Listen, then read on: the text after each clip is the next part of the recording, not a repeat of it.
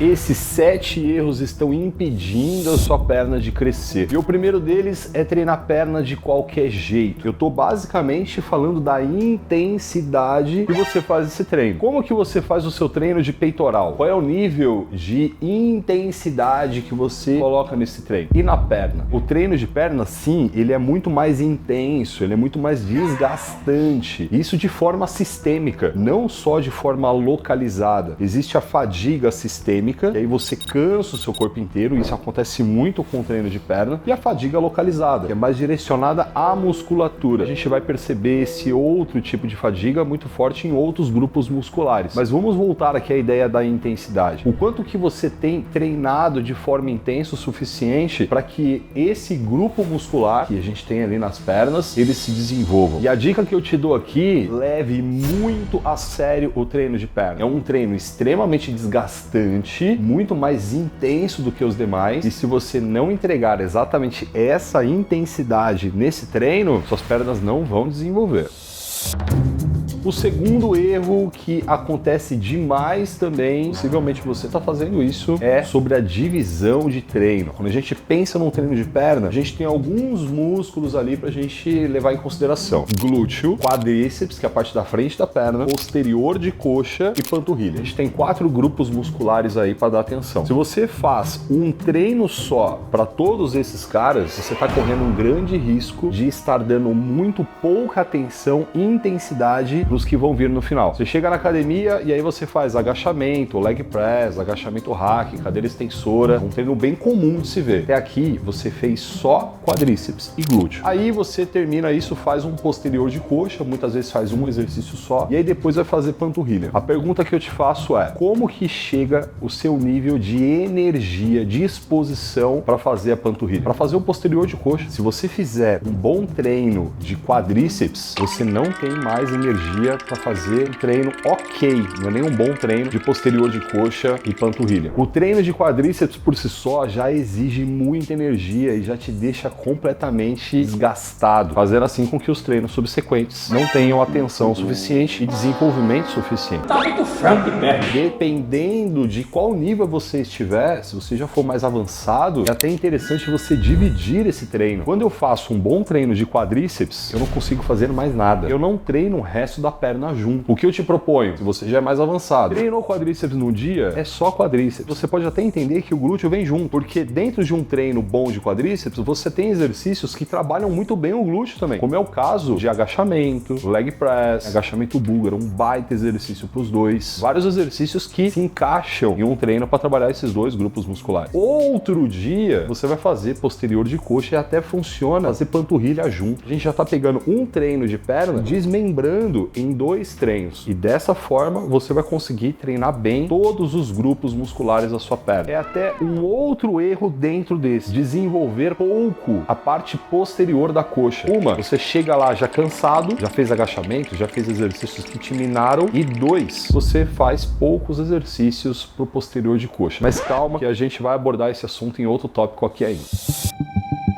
O terceiro erro deixa a sua perna feia e ainda machuca seu joelho. Eu vou falar sobre fazer a escolha certa dos exercícios. Põe na sua cabeça que existe exercício que é nota 10 e exercício que é nota 5, 4. E como você vai descobrir isso? Eu estou nisso há mais de 20 anos. Depois de muitos e muitos anos, eu consegui chegar a um ponto, olho para cada exercício e eu identifico as suas peculiaridades e o quanto que cada um é bom ou não. E devido à grande complexidade do assunto, você encontra aqui no YouTube e lá no meu Insta também diversos conteúdos que a gente fala sobre isso e te entrega até treinos prontos, para você não precisar estudar os mais de 20 anos assim como eu fiz. Ou então, se você quiser algo mais aprofundado mesmo, você pode se tornar um aluno meu também, dentro do Muscle 60D, e receber periodizações inteiras. E eu montei com as minhas mãos, e até ter o suporte técnico de personagens nutricionistas e fisioterapeutas no seu WhatsApp. Tem um link aqui embaixo para você conhecer o trabalho que a gente faz. Se você vai fazer perna, entenda entenda muito bem que alguns exercícios são para quadríceps e agachamento, leg, esses exercícios que você movimenta joelho, quadril, tudo junto. Eles não trabalham de forma efetiva o posterior de coxa. Presta bastante atenção no que eu vou te falar, porque isso é muito importante para, primeiro, você ter uma perna mais bonita e segundo, para você evitar ter problema no seu joelho. Sim, você pode machucar o seu joelho por conta de escolher de forma errada os exercícios. Se você fez agachamento, leg press, agachamento hack, você só trabalhou quadríceps e glúteo. O posterior de coxa, ele tem ativação. E durante muito tempo, a gente olhou para a ciência e olhou para os estudos de eletromiografia, que é basicamente colocar eletrodos ali no músculo e identificar o quanto de estímulo elétrico está chegando nele. Durante essa fase, a gente defendeu que esses exercícios que eu citei, eles trabalhavam o posterior de coxa. A ciência avançou, hoje a gente usa muito mais os estudos que levam em consideração a hipertrofia do músculo. O quanto que esse músculo ele se desenvolveu, cresceu com a execução desse exercício por um período. E a gente descobre o posterior de coxa não desenvolve. Ele ativa, ele contrai, mas ele não tem trabalho suficiente para se desenvolver. Isso você só vai encontrar nos exercícios específicos para posterior de coxa. A gente vai falar de flexora sentada, flexora deitada, flexora em pé unilateral e stiff. Basicamente esses 4 caras. Você tem colocado eles no seu treino? Você tem equilibrado o volume desses caras no seu treino? Porque o que é mais comum acontecer é um volume grande de exercícios para quadríceps e um volume extremamente pequeno para posterior de coxa. Muitas vezes 3, 4 exercícios para quadríceps e apenas um para posterior de coxa. Percebe a discrepância? Isso vai deixar a sua perna mais feia e vai também deixar o seu joelho mais sensível. Oh, merda, meu irmão! O quarto erro, reduz absurdamente a intensidade do seu treino. Muito provavelmente você faz. Eu até hoje vi pouquíssimas pessoas falando sobre isso, tanto nas redes sociais quanto em salas de musculação por aí. Eu tô falando sobre não dar atenção ao cardio. E se isso te gerou uma estranheza, que ótimo, porque vai melhorar bastante seu treino quando você corrigir esse erro. Se você tem um sistema cardiorrespiratório, um condicionamento cardiorrespiratório melhor, o seu treino de perna também vai ser melhor. E eu já senti isso na pele. Você vai fazer um agachamento, você tá com uma boa carga. Ao decorrer ali das repetições, conforme a série vai avançando, chega uma hora e você fica tão ofegante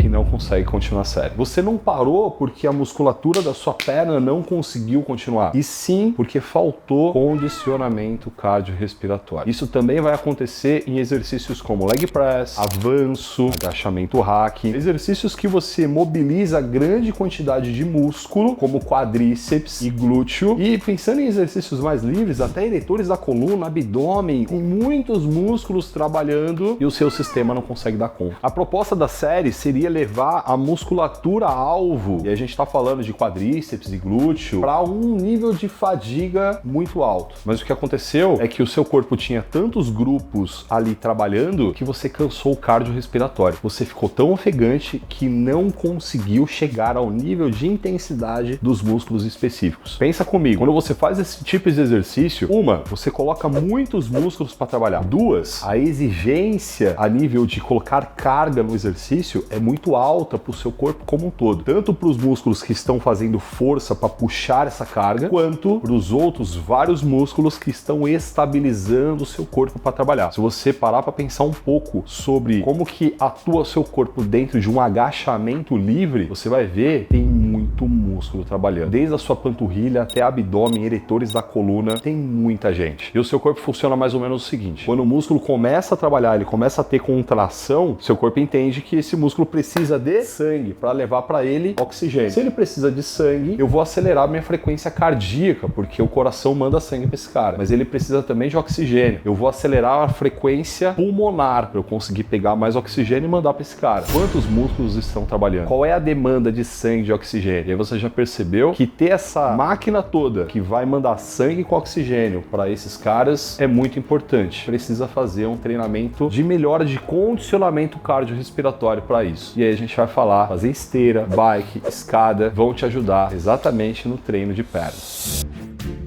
O quinto erro, depois de eu te explicar, você vai perceber que ele chega a ser até estúpido. Mais de 90% das pessoas que estão dentro de uma sala de musculação cometem ele. Eu tô falando sobre o calçado que você usa para treinar perna. Pensa comigo, uma indústria, ela faz todo um estudo, ela reúne vários engenheiros e desenvolvem um calçado para uma modalidade específica, para corrida. E eles levam em consideração coisas como o peso do tênis, quanto que esse tecido que está em cima do tênis, ele facilita a respiração do pé. E levam em consideração também o solado. Você pega esse tênis desenvolvido para correr, leva para dentro de uma sala de musculação para treinar perna. Não faz sentido nenhum. O exemplo que eu dou, você pegar um carro de Fórmula 1 que foi desenvolvido com toda a tecnologia para performar muito no asfalto e coloca ele numa pista de rally, onde existe muita lama e buracos. Não vai performar bem. Eu vou te dizer mais, um tênis de corrida, como ele é desenvolvido para amortecer impacto, o seu solado é mais maleável, faz com que você perca estabilidade. Se você estiver fazendo um treino de peitoral, de costas, você não vai precisar estabilizar o pé, até funciona, mas para treinar perna, onde você vai especificamente usar os pés como apoio, isso é um grande erro. Então, da mesma maneira que existem tênis específicos para treinar corridas, existe tênis específicos para musculação também. Existem sapatilhas de treino que são específicas para levantamento olímpico, o qual o seu solado é extremamente rígido, parece uma madeira. E existem, claro, calçados específicos desenvolvidos para treinos como o treino de musculação. Eu vou te falar aqui uma sapatilha também, desenvolvida pela Fiber, que ela vai te trazer exatamente as características de estar descalço. Ela ainda tem todo um solado que te proporciona maior aderência no chão, maior estabilidade. Coisa que quando as pessoas tiram simplesmente o tênis e faz ali o seu agachamento, levantamento terra de meia, acaba ficando um pouco prejudicado porque o pé pode escorregar. Eu vou colocar o link aqui embaixo da Fiber, você vai entrar no site deles e conhecer mais as características dessa sapatilha e outros produtos que eles têm também. E detalhe, você tem cupom de desconto lá também.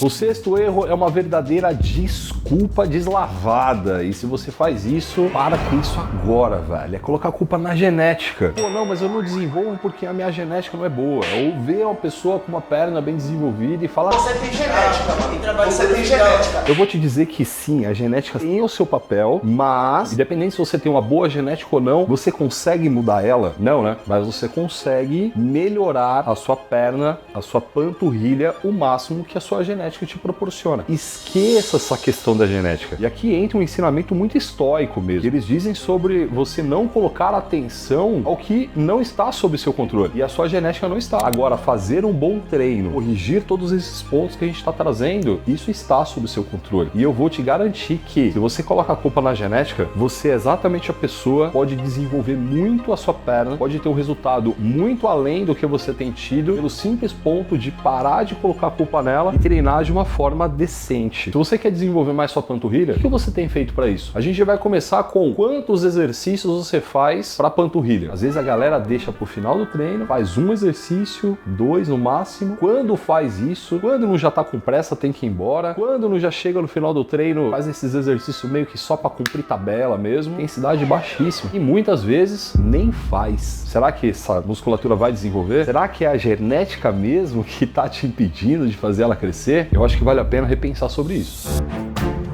O sétimo erro é muito simples de resolver e vai te trazer um resultado muito grande. Tempo de descanso. Quando você faz um exercício de bíceps, o quanto que você fica cansado? Quando você faz um agachamento livre, o quanto que isso te deixa cansado? Te deixa muito mais, né? Faz sentido dar o mesmo tempo de descanso para os dois? Então, quando a gente olha para tempo de descanso e vê algumas pessoas falando: ah, dá 1 minuto de descanso. Ah, mas é 1 minuto para qual exercício? Porque se você fizer uma rosca direta, possivelmente 1 minuto seja o suficiente. Agora, se você fizer uma boa série de leg press, de avanço, olha, é possível que você precise aí em média 3 minutos para conseguir se recuperar a ponto de fazer uma boa série depois. Pare de olhar para o relógio e comece a olhar para dentro, comece a se observar. E você vai perceber que se você der 1 minuto, 2 minutos para alguns exercícios de perna, vai ser muito pouco, porque você ainda vai estar muito ofegante, vai estar cansado. Lembra que a gente falou sobre toda aquela demanda de oxigênio, de sangue? Então isso se aplica aqui. aqui, o tempo de descanso em exercícios de perna, eles tendem a ser maiores, ou pelo menos a necessidade de serem maiores, com exceção de alguns exercícios que são mais tranquilos mesmo, próprios exercícios de panturrilha, exercícios de posterior de coxas, eles exigem um pouco menos de você, mas exercícios multiarticulares, agachamento, leg press, avanço, afunda, enfim, esses vão precisar que você tenha um descanso maior, se você quiser, claro, continuar performando e desenvolvendo essa perna. Eu vou te deixar agora com esse vídeo aqui, ó, que é um treino completo, inteiro, que eu selecionei os exercícios e até te explico o motivo de cada um deles. Treino de perna montado com a ciência.